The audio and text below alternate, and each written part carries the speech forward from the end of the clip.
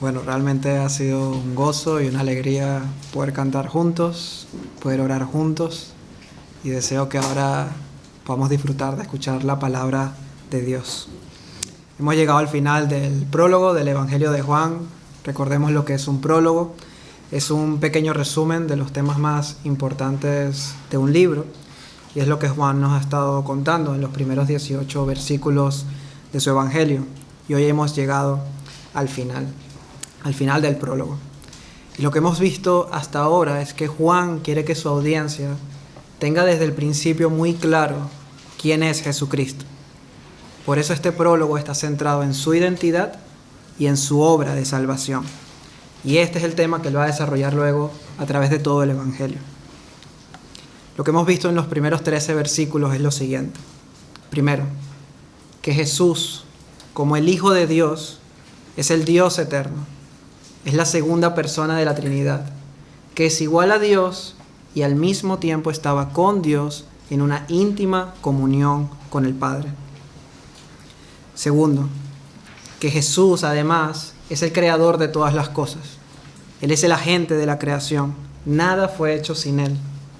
Además, Él es la fuente de vida y la luz que todos los hombres necesitan.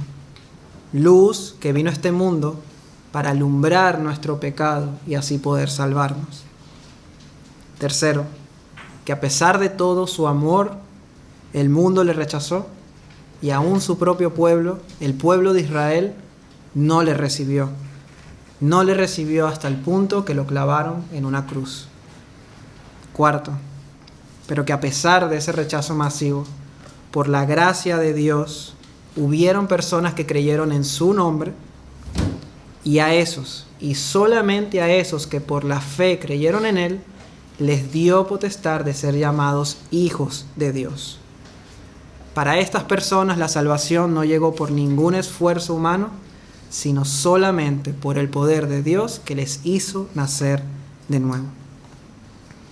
Es lo que vimos en la primera parte del prólogo y lo resumimos diciendo que Jesús, siendo todo en sí mismo, lo dejó todo para venir a salvarnos y regalarnos todo lo que Él tenía. Ahora, ¿cómo hizo eso? ¿Cómo fue que Él vino a salvarnos? Es lo que vimos en el último sermón, en el versículo 14. Y aquel Verbo eterno se hizo carne. Para salvarnos, el Hijo de Dios tomó para sí mismo una naturaleza humana, para poder ser nuestro sustituto en la cruz. De manera que ahora Jesucristo no solo es Dios, sino Él es el Dios hombre. Dos naturalezas que están perfectamente unidas en una sola persona. Y vimos que de la misma manera que Yahvé, el Dios del pacto, habitó en un tabernáculo en medio de su pueblo en el desierto, ahora ese mismo Dios había venido a habitar en medio de su pueblo, pero de una manera mucho más personal, en la persona de Jesucristo. Recordemos también a quienes les está escribiendo Juan. La audiencia de este evangelio es mayoritariamente judía. Unos judíos que estaban dispersos por las distintas provincias de Asia después de que el templo de Jerusalén fuese destruido en el año 70 después de Cristo. Y lo que Juan quiere hacer con este evangelio es persuadirles a creer en Jesús como el Mesías prometido, como aquel que vino a cumplir todo lo que el Antiguo Testamento había anunciado. Y Él quiere persuadirles a eso para que abandonen las prácticas de su religión judía que ya no servían para nada. Y así pudieran venir a la plenitud que solamente se encuentra en Jesús. Por eso el prólogo termina enfatizando a Jesús como el Cristo, como aquel que vino a cumplirlo todo. Y enfatiza que no ha habido, que no hay y que no habrá nadie como Jesús. Vamos a leerlo en los versículos del 14 al 18. Y aquel Verbo fue hecho carne y habitó entre nosotros, y vimos su gloria, gloria como del unigénito del Padre, lleno de gracia y de verdad. Juan dio testimonio de él y clamó diciendo: Este es de quien yo decía, el que viene después de mí es antes de mí, porque era primero que yo. Porque de su plenitud tomamos todos, y gracia sobre gracia.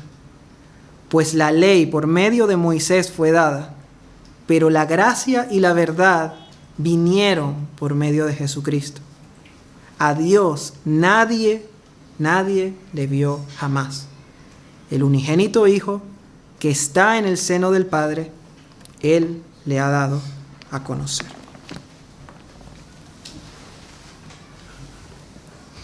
Lo que hoy veremos es que Jesús es incomparable, porque Él es supremo, suficiente y único. De esa manera, el objetivo del sermón de hoy es que podamos responder en arrepentimiento y en fe ante la supremacía, la suficiencia y la unicidad de Jesucristo, entendiendo que no ha habido, no hay y no habrá nadie como Él. Y es importante porque para abandonar una vida llena de tradiciones, una vida llena de nuestros propios esfuerzos para salvarnos, o una vida llena de idolatría, de libertinaje o de ignorancia con respecto a la gloria de Dios, es necesario algo más que solamente reconocer intelectualmente quién es Jesús. Para poder hacer eso, es necesario ser impactado por las siguientes tres verdades. Y es lo que vamos a ver en la predicación de hoy. Primero, que Jesús es supremo en autoridad. Segundo, que Jesús es suficiente para salvar. Y tercero, que Jesús es único. Él es el único capacitado para revelarnos al Dios verdadero. Primera parte, Jesús es supremo. Leemos el versículo 15. Juan, el Bautista, dio testimonio de él y clamó diciendo: Este es de quien yo decía, el que viene después de mí es antes de mí, porque era primero que yo. Juan el apóstol ha dejado claro que Jesús no es cualquier hombre, sino que Él es el Dios hombre. Pero Juan, como buen judío, sabe que toda palabra debe ser confirmada por boca de 2 o 3 testigos. Y por eso cita las palabras de Juan el Bautista, a quienes los judíos tenían por profeta, como un testigo de que Jesús realmente es el Dios hombre. El ministerio de Juan el Bautista era incluso reconocido aún más allá de los límites de Jerusalén y mucho tiempo después de su muerte. Estamos aquí hablando de 60, 50 años después de la muerte de Juan el Bautista. Eso lo podemos ver, por ejemplo, en los Hechos de los Apóstoles. Cuando los apóstoles predicaban, muchas veces mencionaban el ministerio de Juan el Bautista como un preludio al ministerio de Cristo. Lo pueden ver en casa, en Hechos 19, versículos del 1 al 3, por ejemplo. Así que Juan el apóstol lo usa como testigo para mostrar que Jesús es el Cristo. En nuestras Biblias, la primera frase dice: Juan dio testimonio de él, de Jesús. Pero en el original aparece en presente, no en pasado. Juan testifica de él, como si Juan todavía siguiera testificando acerca de Cristo, como si su testimonio siguiera vivo, como si sus palabras siguieran resonando. Y es que, como vemos en el versículo 15, Juan no solamente dio testimonio, sino que él clamó, dice, lo dijo en voz alta, lo dijo claro y fuerte cuando vio a Jesús por primera vez. Este es de quien yo decía. Juan fue un profeta muy particular y hay algo que le distingue de todos los profetas que vinieron antes de él. Y es que mientras todos los profetas anteriores decían que el Cristo vendría, solo Juan tuvo la oportunidad de decir: este es el Mesías. Por eso Jesús mismo nos dice en Mateo 11:13, porque todos los profetas y la ley profetizaron hasta Juan. Porque los profetas anunciaban la venida del Mesías. Una vez que el Mesías llega, ya no hay más profetas que anuncien su venida. Este es el que viene después de mí y Él es antes de mí, porque era primero que yo. Parece un poco como un trabalenguas, pero vamos a entenderlo mejor. Ahora nosotros vivimos en una época donde no hay respeto por las personas que son mayores que nosotros. pero para los judíos, alguien que precedía en edad era alguien a quien se le debía respeto y reverencia. Lo que Juan está diciendo es lo siguiente: esta persona, Jesús de Nazaret, es de quien yo he estado hablando todo este tiempo. Ya sé que mi ministerio vino primero, ya sé que yo nací primero que Él, pero deben saber que Él es antes de mí. Ahora, esta frase antes de mí no tiene que ver con tiempo, tiene que ver con jerarquía. La Nueva Versión Internacional lo traduce de la siguiente manera: el que viene después de mí es superior a mí, porque existía antes que yo. Lo que Juan anunciaba es que ese Mesías sería un hombre, sí, pero un hombre más poderoso que Él, superior a Él, porque existía desde la eternidad. Por eso Juan el apóstol trae y cita sus palabras para testificar de Jesús como el Dios hombre. Y lo que nos transmite todo esto es lo siguiente: Jesús no es cualquier persona. Él es una persona suprema. Ahora, ¿qué significa supremacía? Esto significa que Jesús no solamente es mejor que o más alto que, sino que Jesús es el que más. Él es el más excelente, Él es el mejor. Supremacía es estar en la posición más elevada, tener autoridad absoluta. Alguien supremo es alguien incomparable, es alguien que está en una categoría aparte de todos los demás. Tú no discutes con alguien supremo, ni lo cuestionas. Ante alguien supremo solo puedes humillarte. Y este evangelio presenta a Jesús como supremo sobre las figuras más importantes del Antiguo Testamento. Por poner dos ejemplos. En Juan capítulo 4, cuando Jesús habla con la mujer samaritana, ella le hace esta pregunta: ¿acaso eres tú mayor que nuestro padre Jacob, que nos dio este pozo del cual bebieron él, sus hijos y sus ganados? La respuesta de Jesús, ¿cuál es? Mujer, créeme, si tú bebes de esta agua, vas a volver a tener sed. Pero el que bebiere del agua que yo le daré, ¿no tendrá sed? Jamás. Supremacía. En otra oportunidad, los judíos perseguían a Jesús y le tentaban. Y le dijeron: ¿eres tú acaso mayor que nuestro padre Abraham, el cual murió? Y los profetas murieron, ¿y tú quién te haces a ti mismo? Después de que Jesús le dijo que todo aquel que creyera en su palabra no sufrirá muerte jamás. ¿Eres tú acaso mayor que nuestro padre Abraham? La respuesta es sí, Él es mayor, porque Él es supremo. Y ciertamente lo que vemos ahora es que Jesús es mayor que Juan el Bautista. El mismo Juan el Bautista dice de Jesús: Él es antes de mí y yo no soy digno de desatar la correa de su calzado. Juan el Bautista ha estado todo su ministerio predicando contra el pecado del hombre, exponiendo el pecado de todos sus oyentes. Y cuando llega Jesús, Él mismo es humillado hasta lo más bajo. Y es muy importante que estas palabras vengan de Él, porque Juan el Bautista no era cualquier persona. Era una figura de referencia de los judíos, era un gran profeta, era una persona piadosa, era un hombre valiente, era un predicador fiel. Y cuando aparece Jesús, dice: no soy digno de ser ni el más bajo de todos sus esclavos. Bien se ha dicho que el mejor de los hombres, al final de cuentas, es solo un hombre. ¿Qué podemos aprender de todas estas cosas para nosotros? Bueno, si Juan se humilló a sí mismo ante Jesús, ¿cuánto más deberíamos hacerlo nosotros? ¿Quieres saber cómo te encuentras espiritualmente? ¿Cómo te ves en comparación con Jesús? ¿Te ves como Juan, humillado por su supremacía, pero al mismo tiempo lleno de gozo por saber que Él es una persona suprema y tú no tienes el privilegio de poder servirle? ¿Has llegado a estar así de humillado ante el Señor? Recuerda que ser cristiano es ver en Jesucristo la gloria de Dios, y eso significa que debemos tratarle como Señor. El gran problema de la iglesia evangélica moderna es que ha olvidado que creer en su supremacía y en el señorío de Cristo es un requisito para poder ser salvos. Somos salvos cuando creemos por la fe en Él como Señor y como Salvador. No solamente como nuestro Salvador y luego hacer lo que nosotros queremos, nos da la gana. Si hiciéramos una encuesta en las iglesias evangélicas el día de hoy y preguntáramos, ¿cuándo fue la última vez que te humillaste ante Jesús al ver tu pecado y fuiste a Él a pedirle perdón? ¿Qué fue lo último a lo que renunciaste para obedecerle a Él y no a los hombres?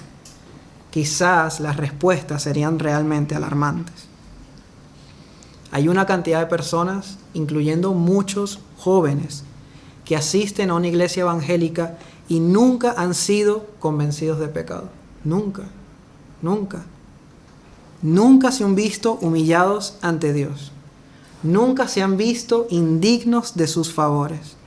Y esto es muy importante, porque para ser salvos el primer paso es arrepentirnos de nuestros pecados, para ahora sí poder ver a Cristo como un verdadero Salvador.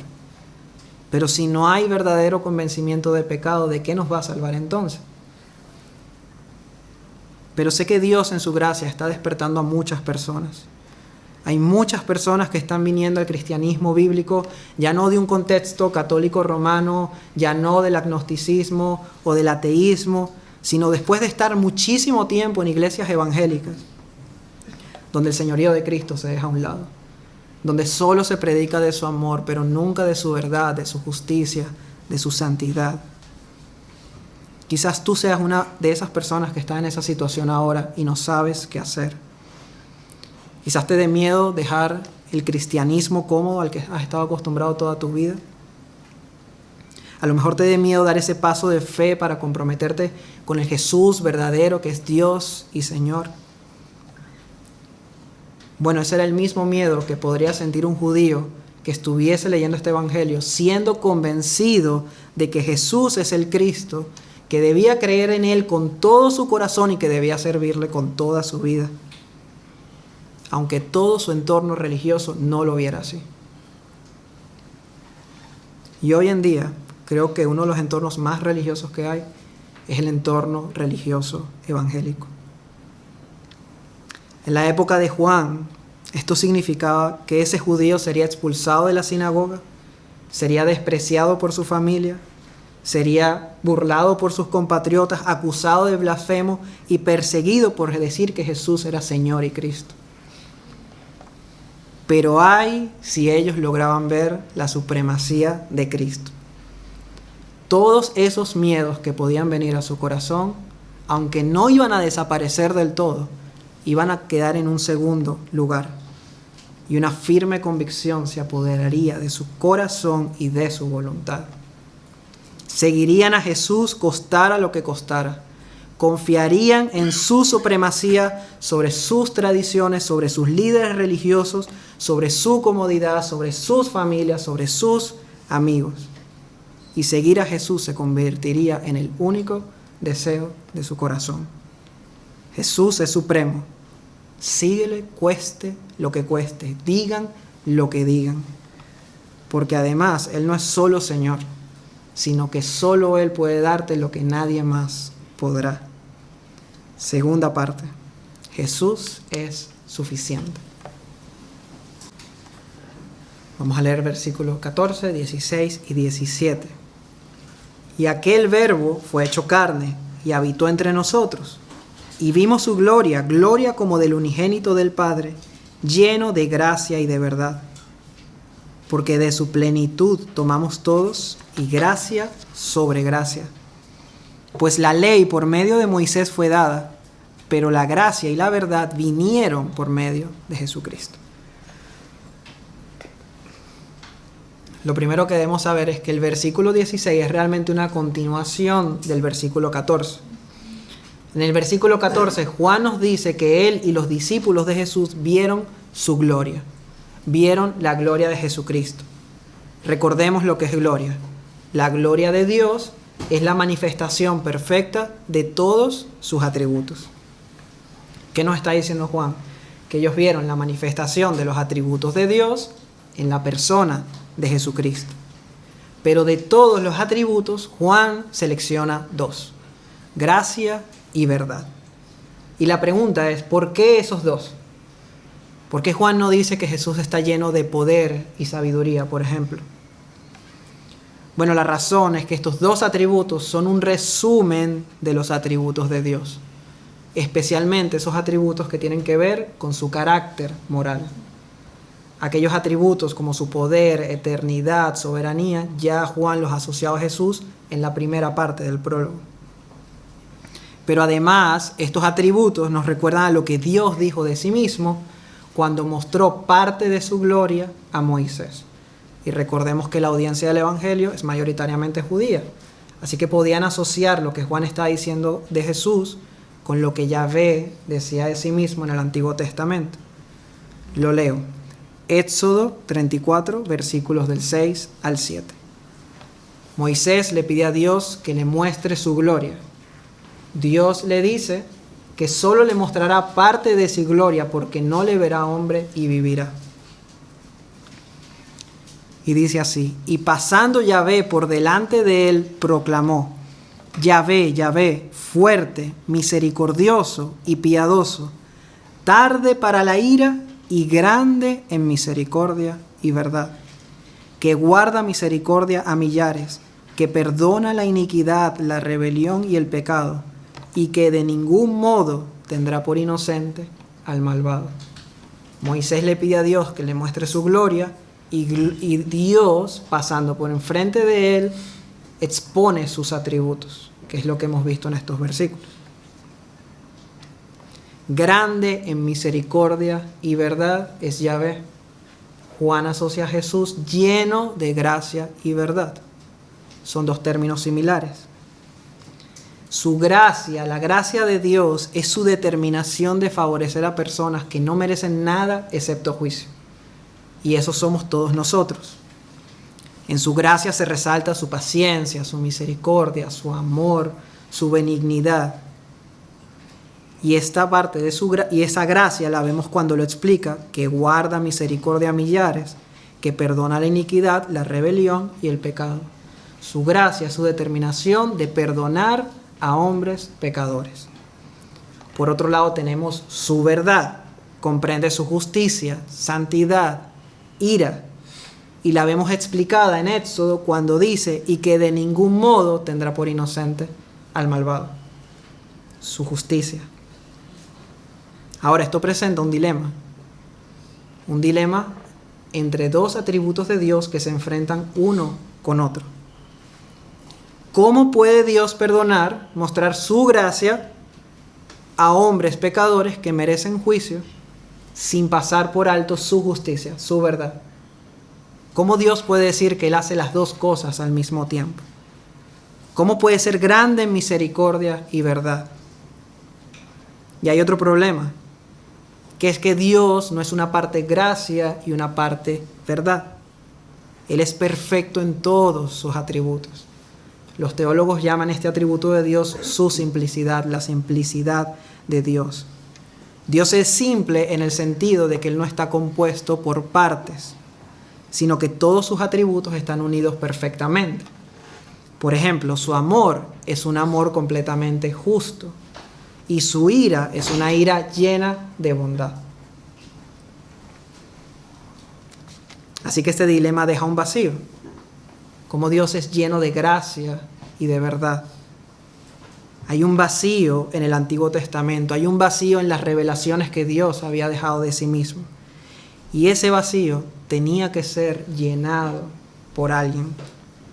Pero ningún hombre, ningún ángel, ni ninguna ceremonia había podido lograr llenarlo. Pero Juan, el apóstol, quiere decirnos que ese vacío ya no existe. Ya no existe. Porque Jesús, de su plenitud, lo llenó. Por eso en el versículo 16 encontramos: porque de su plenitud, ¿de qué es lleno Jesús? Gracia y verdad. ¿Cuál es el vacío que había entre la gracia y la verdad de Dios? Porque de su plenitud tomamos todos, y gracia sobre gracia.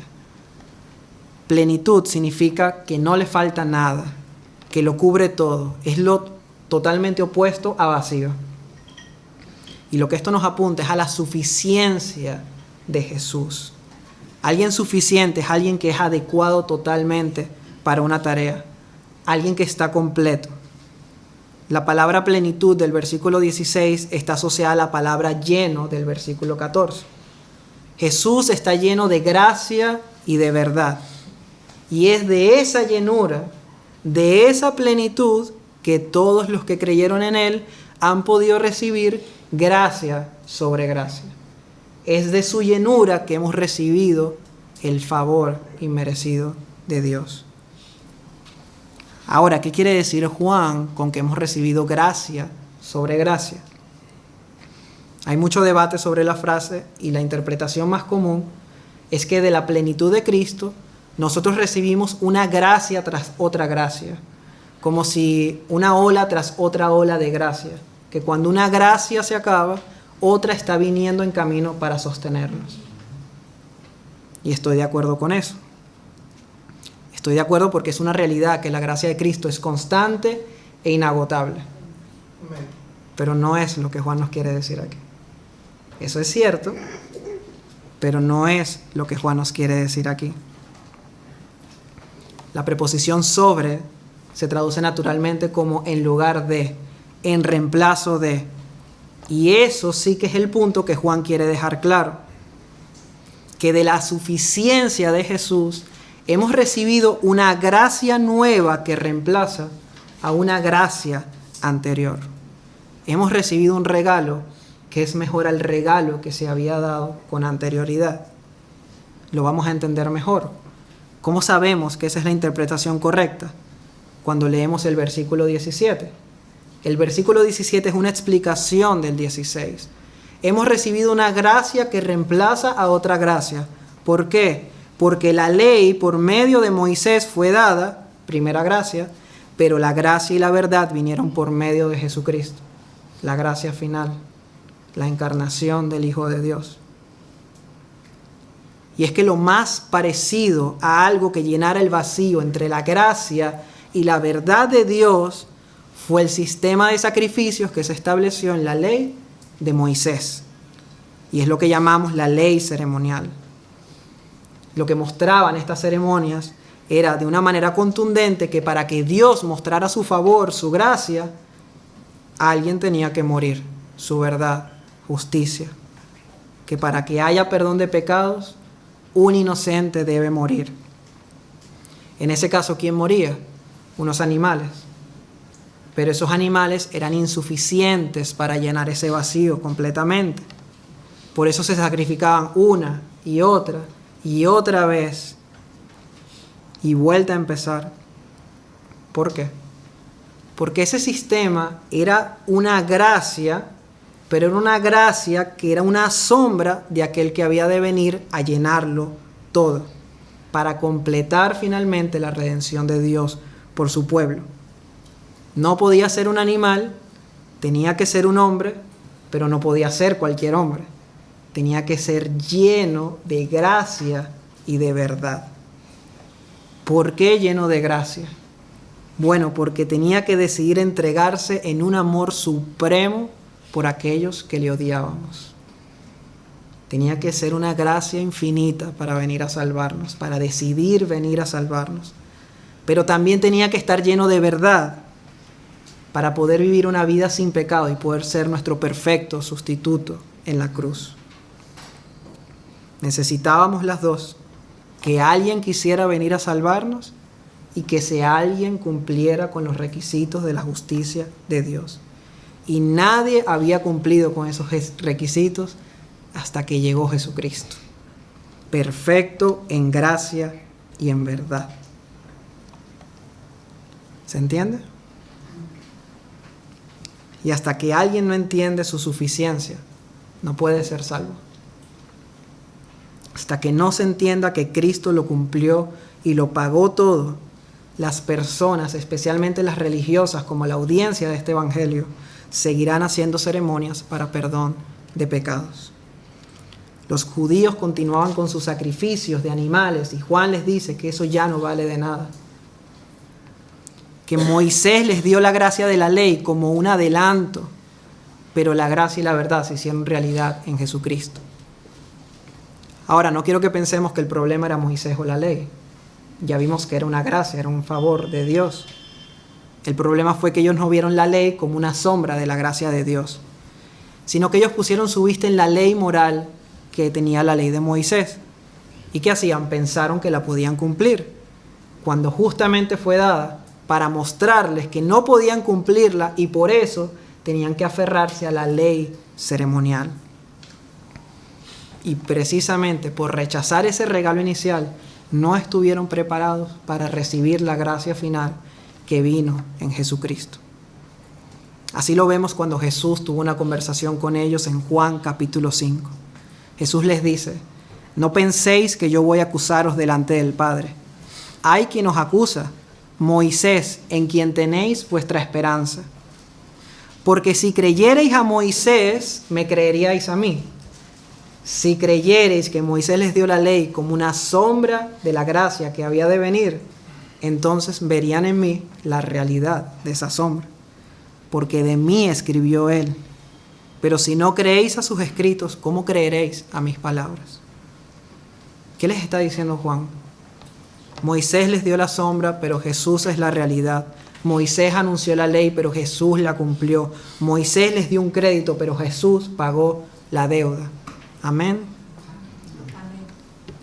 La gracia de los sacrificios era como una tarjeta de crédito para cubrir sus pecados, que les permitía disfrutar del favor de Dios por adelantado, pero dejaba un vacío de una deuda que alguien tenía que pagar. Y Jesús la pagó. Y si es así, si esa realidad ya estaba allí, entonces no tiene sentido aferrarse a la sombra. Y si el pago ya fue hecho, el crédito no es necesario. ¿Y cómo lo pagó Cristo? Lo pagó con su muerte en la cruz, siendo su muerte la manifestación final de la gracia de Dios. Fue así como llenó el vacío.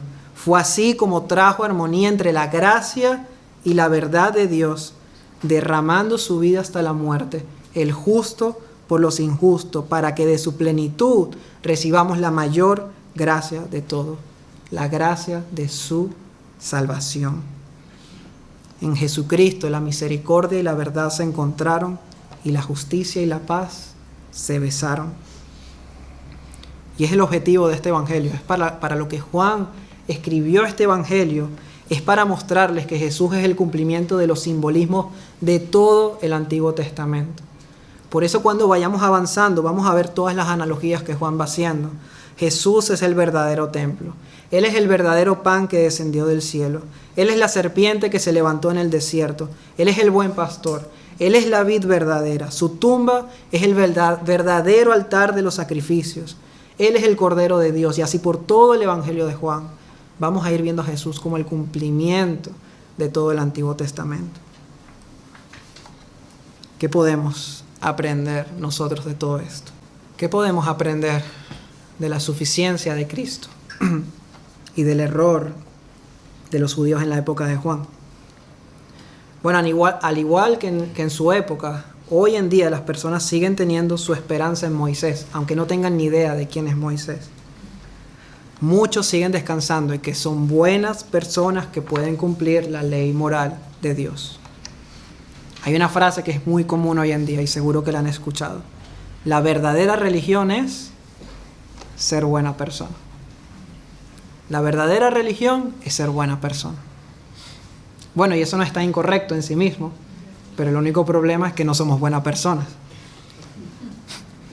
No somos nuestros salvadores, somos malas personas que necesitan un redentor. Pero cuando las personas usan esta frase, ¿qué es lo que realmente quieren decir? Lo que están diciendo es lo siguiente, aunque no esté escrito. La verdadera religión es ser buena persona como yo. Si tan solo el mundo fuera tan bueno como yo, todo estaría bien. Y ese es el espíritu que reina hoy en día. Yo soy bueno y no necesito ser salvado. No necesito a Jesús, no necesito a su sacrificio. Yo soy la medida de todas las cosas y yo soy suficiente. Qué mentira tan terrible.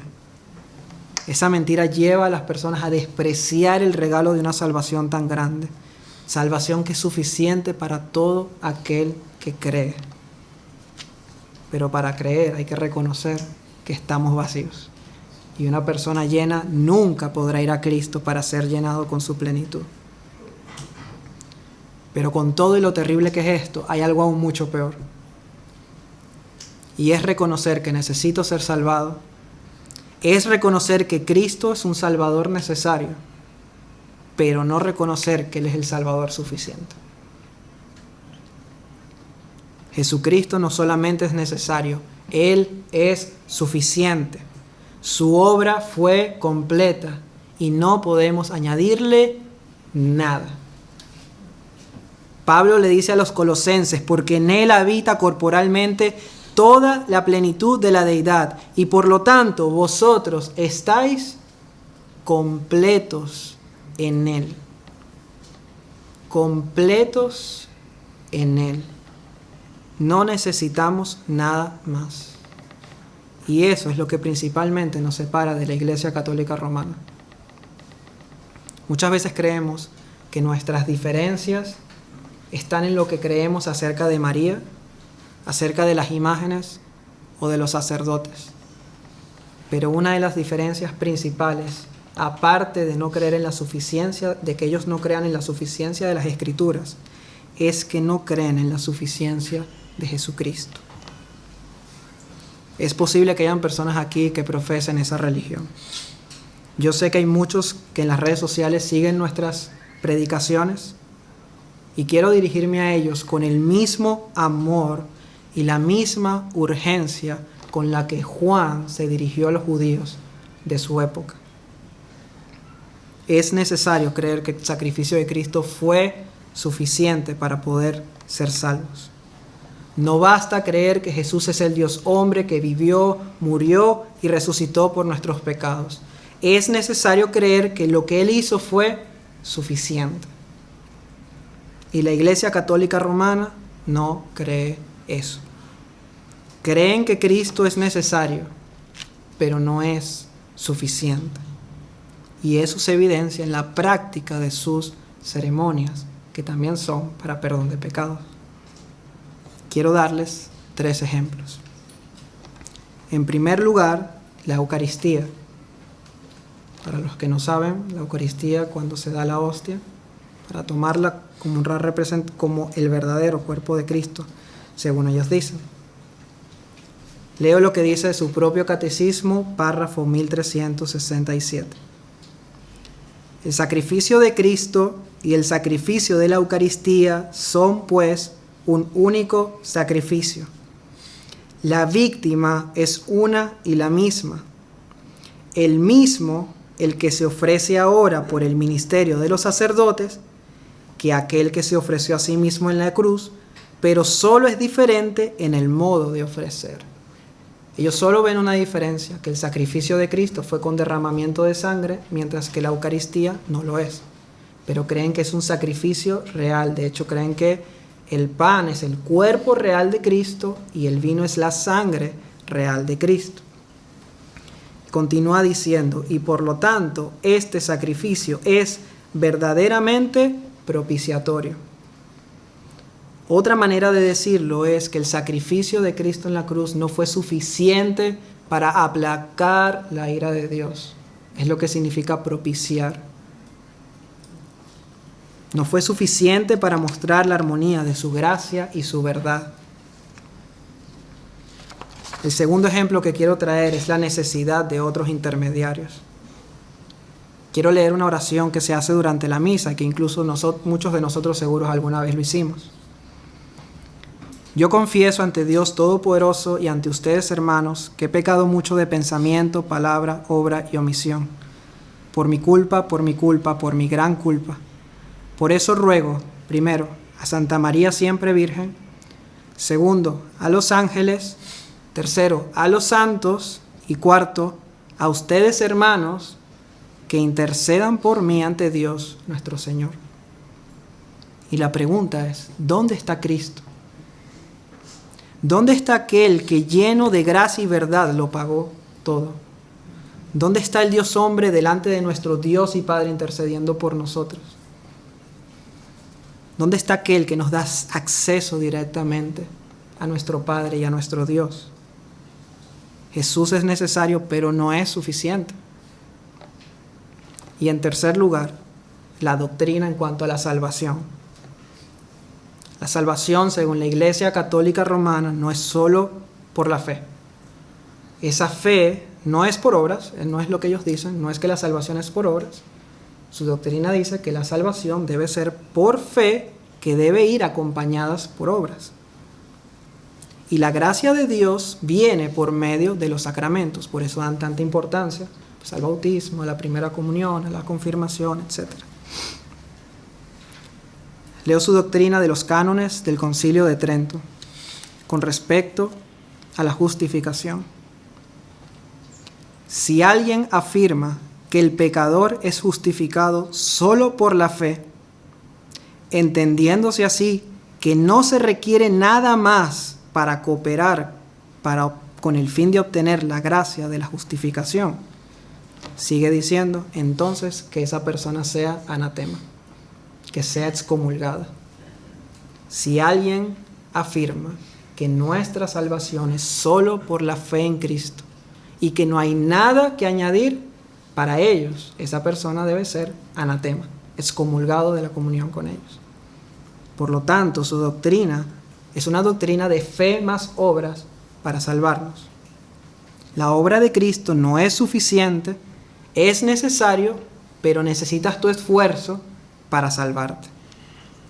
Pero el único esfuerzo que tú necesitas para salvarte es el esfuerzo y la obra que Cristo hizo a tu favor. Porque por gracia sois salvos, por medio de la fe, y esto no de vosotros, pues es don de Dios, no por obras, para que nadie se gloríe. Efesios 2, versículos del 8 al 9. Si tú has creído esto durante toda tu vida, el llamado que te hace Dios mismo a través de su palabra es que te rindas a la suficiencia de Jesucristo, que renuncies a cualquier intento de llenar lo que solo Él puede llenar, ya sea a través de una ceremonia, a través de otras personas o a través de tus propios esfuerzos. Él lo pagó todo, y no creer en su suficiencia es una ofensa a su gracia y a su verdad y a su vida entregada para salvarte. Creer que necesitas hacer algo para salvarte te va a llevar directamente a la condenación. No al purgatorio, porque no existe. A la condenación directa, cuando tengas que dar cuenta a Dios por tus pecados sin estar totalmente aferrado a la suficiencia de Cristo. Pero hay si logras ver que Él es suficiente. Entonces podrás dejar todo el sistema religioso atrás. Solo al ver su hermosura por encima de todo el ritualismo que te rodea, podrás abrazar su salvación y podrás tener por primera vez el descanso pleno de que Jesús lo pagó todo y adorarle por su perfecta salvación. Cosa que incluye que tampoco nunca la podrás perder. Solus Christus. Porque Él es supremo, porque Él es suficiente y en tercer lugar, porque Jesús es único. A Dios, versículo 18, nadie le vio jamás. El unigénito Hijo que está en el seno del Padre, Él le ha dado a conocer. Juan termina su prólogo cerrando diciéndonos que Jesús es único, que nadie es como Él. Pues a Dios nadie le vio jamás, pero el único Hijo le ha dado a conocer. Los manuscritos más antiguos es más enfático. No dice el unigénito Hijo, dice el unigénito Dios. El unigénito Dios que está en el seno del Padre, Él le ha dado a conocer. Jesús es Dios revelándonos a Dios. Quizás Moisés haya sido el hombre que estuvo más cerca de ver a Dios, pero solo vio parte de su gloria. Solo vio sus espaldas y al hacerlo tuvo que bajar su cabeza al suelo y adorar. Cuando Isaías vio a Dios en su trono, cayó como muerto. Nadie ha visto a Dios, pero el Hijo, el único e inigualable Dios, que ha estado desde la eternidad cara a cara con Dios, que está en el seno del Padre, que quiere decir que está en íntima comunión con el Padre, que está plegado como uno solo con el Padre, Él le ha dado a conocer. Dice Jesús, no que alguno haya visto al Padre, sino aquel que vino de Dios, éste ha visto al Padre. Jesús le dice a Felipe, tanto tiempo hace que estoy con vosotros y no me has conocido, Felipe. El que me ha visto a mí, ha visto al Padre. ¿Cómo pues dices tú, muéstranos el Padre? Jesús nos ha dado a conocer plenamente a Dios. Y es importante esta palabra, conocer. Nos va a ayudar a entenderlo un poco mejor. En el original es una palabra relacionada a la palabra exégesis. Y lo que Juan dice es que Jesús le hizo la exégesis a Dios. Y alguien puede decir, bueno, pero ¿qué significa exégesis? Exégesis significa guiar a alguien a la comprensión de algo, desvelar el significado de algo. Es un término que usamos mucho en el estudio de las Escrituras, en la predicación expositiva, porque para poder exponer este sermón, antes de exponerlo y explicarlo, tuve que hacer una exégesis. Lo que pretende la exégesis es explicar el contexto en el que esto se escribió para poder entenderlo correctamente. Por ejemplo, este prólogo de Juan lo entendería mucho mejor un judío convertido al cristianismo que vivía en Éfeso en la época de Juan. Pero nosotros, para poder entenderlos, tenemos que trasladarnos a su contexto y traerlo a nosotros para poder entenderlo mejor. Lo más fácil para nosotros sería que alguien de esa época viniera y nos explicara mejor, o incluso quién mejor que el mismo Juan el apóstol que lo escribió. Él sería el más adecuado para hacernos la exégesis de su texto. Bueno, eso fue lo que hizo el Hijo con Dios el Padre. Siendo verdadero Dios y habiendo estado cara a cara con Dios por la eternidad, vino para hacernos comprender quién es Dios en su máxima revelación. No había nadie mejor que Cristo para poder conocer quién es Dios. Más aún, Jesús no solamente vino a darnos información acerca de Dios, sino, como ya vimos, vino a poner por obra su gracia y su verdad de la manera más visible posible con su vida, su muerte y su resurrección. Jesús es la revelación máxima de Dios y todo lo que necesitamos conocer de Dios está en Él. Ya no hay nuevas revelaciones. Todo lo que debemos saber de Dios está en Jesucristo y en su palabra.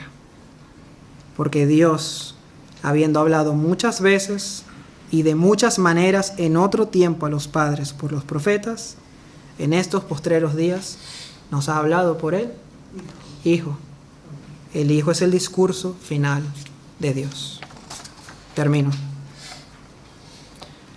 Hermanos, para todos los que hemos creído en Él, los que nos hemos escondido en Él, si estamos completos en Él y hemos puesto toda nuestra esperanza en Él, ya hemos recibido el mayor regalo de todos.